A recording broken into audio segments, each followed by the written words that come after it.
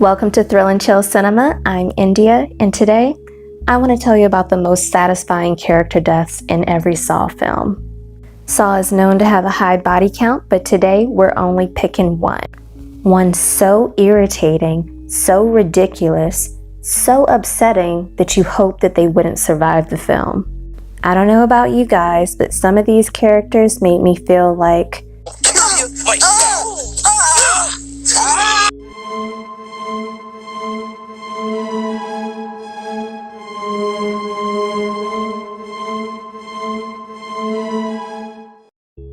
Starting our list off with the original Saw, we have Zep, the orderly. Now, if this was a movie about a stalker or Peepin' Tom, I'm like, yep, that's our guy. But this whole movie, they try to make us think that Zep is the killer, and I just wasn't having it. I was like, this is our guy? He's the one pulling off all these traps and tricks? Zep gave off too much of a Sean Penn, I Am Sam vibe. People like you don't know what it's like to get hurted. I know I felt like this can't possibly be the mastermind. Zep was just goofy, like I just couldn't take him seriously.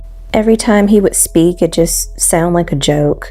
And I like my killers philosophical, not whatever Zep was doing. What can I say other than I just wasn't feeling him as a villain? I wasn't feeling it. Because you don't have feelings. Zep was bland and boring, and he got shit canned by our boy Adam. Bye bye, toilet head. Saw 2, we have Xavier. And with Saw, you never really can tell by just looking at a character who has the will to live, but out of the choices, he definitely seemed like one who was willing to absolutely kill other people if that meant him living. He immediately asserted himself over everyone else. He had roid rage aggression, like he was gonna beat the shit out of Obi's corpse. It was terrible, but also hilarious. He got the fucking needles. He's fucking in there. I want the fucking needles. I want the fucking needles. But anywho's, Xavier played his game like there could only be one winner, but there were so many antidotes all over the house, there was no reason for him to play it that way. He was pretty eager to just kill everyone, I guess to get rid of the hassle at the end trying to divide antidotes.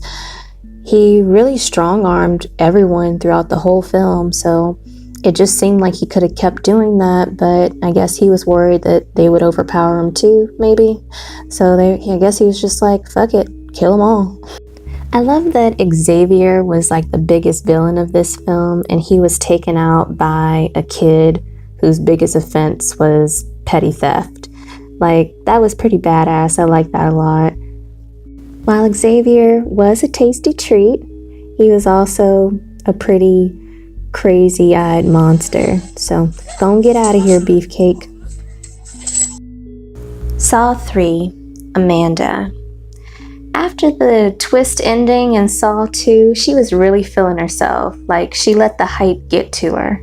Like she was trying to be somebody she wasn't. You're not Jigsaw, bitch. I'll vouch for that. You're not Jigsaw, bitch. The only positive about her showing up in the sequel is that she was a familiar face. Other than that, she was really annoying. Like, she was all know-it-all. Like, I've played the game before. He wants us to survive this. You have to play by the fucking rules! And she doesn't really make a great test subject. Like, she's not sympathetic. You don't really care that she wins her game. She's also not a sympathetic villain either. Like, John, throughout the whole series, he stayed a sympathetic villain. Like, he was the best. He was awesome. You always felt like he wasn't really doing anything that bad, no matter how terrible it may have been. He just murdered Jeff's wife. Saw 4, Officer Riggs. Now, this character was actually a good person. Like, his flaw is a Captain Save-A-Ho complex. Like, he was not willing to let anybody die. At least not anybody that he perceived to be a victim. He kept trying to intervene in people's traps to save them, but intervening in Saw does not have the same positive effects that it had in Final Destination. I told you were next. There was a point in the movie where I was rooting for Riggs to understand the philosophy. Because he was a good character, he could have maybe been a good apprentice, better than Amanda, better than Hoffman, because he had a good core value that life is important, but evil also has to be punished. He basically was trying to be a hero cop in a horror movie, and his actions got a lot of people killed, including himself. Saw 5, Charles, the investigative reporter.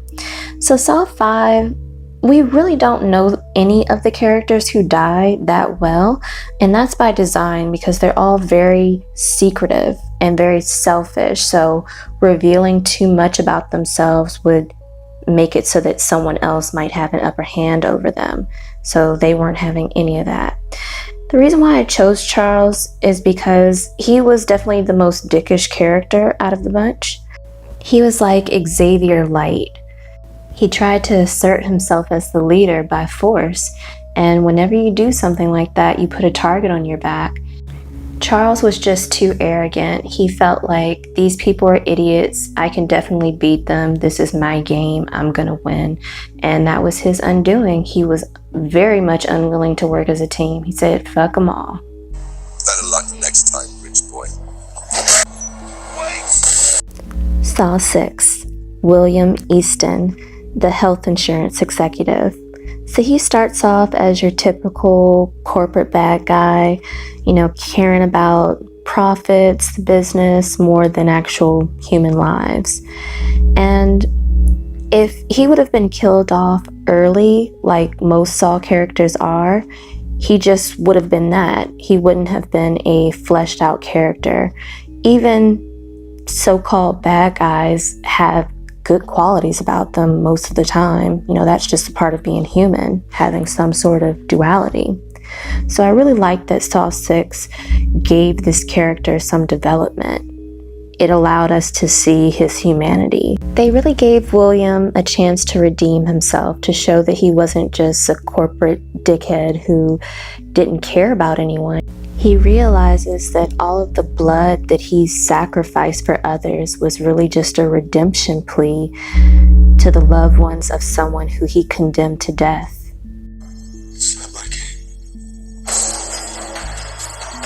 His test was walking the walk of his policy. Instead of his signature being a death sentence, it would be his literal hands and physical actions that would cause the death of the people who he knew and who were close to him and that he cared about. His death was satisfying because they made us care about him, and then they made us remember that his murderers were victims too. Or when you dispense the same death sentence he issued your husband. Saw 7, Nina, the publicist. So Nina was guilty by association. She knew about Bobby Dagen's lies and decided that her integrity was worth all of the money that she would get in return for keeping his secret and promoting that lie. Her death is possibly the most obnoxious of any death in the whole franchise. You have nothing against her. You want her to survive just because, she didn't really seem that bad. But she just kept screaming, and it got to the point for me where I just felt like, scream louder, faster. Just get it over with and die already. Why won't you die? I understand that it must be extremely painful having a fish hook pulled through your throat, well, out of your throat. But she had no regard for her life, so why should I? Lights out for Nina. Saw 8, Anna, John's former next-door neighbor. And the reason why I stated she's the most desirable death is more about what she did to end up in one of John's traps to begin with. Anna had no problem hurting the people closest to her.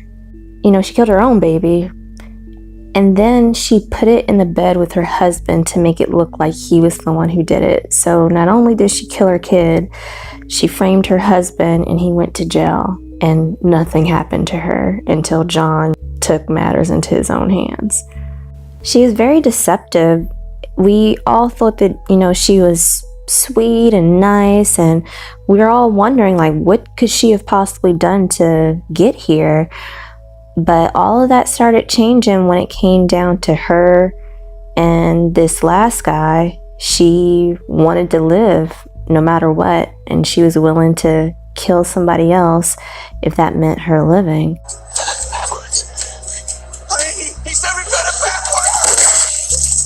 Alright guys, that's everybody who made my shit list for Most Deserved Death. Be a bro and subscribe, like, comment, and share. And also in the comment section, leave me any movies that you'd like me to review or do a ranking. Any suggestions are welcome. See you next time.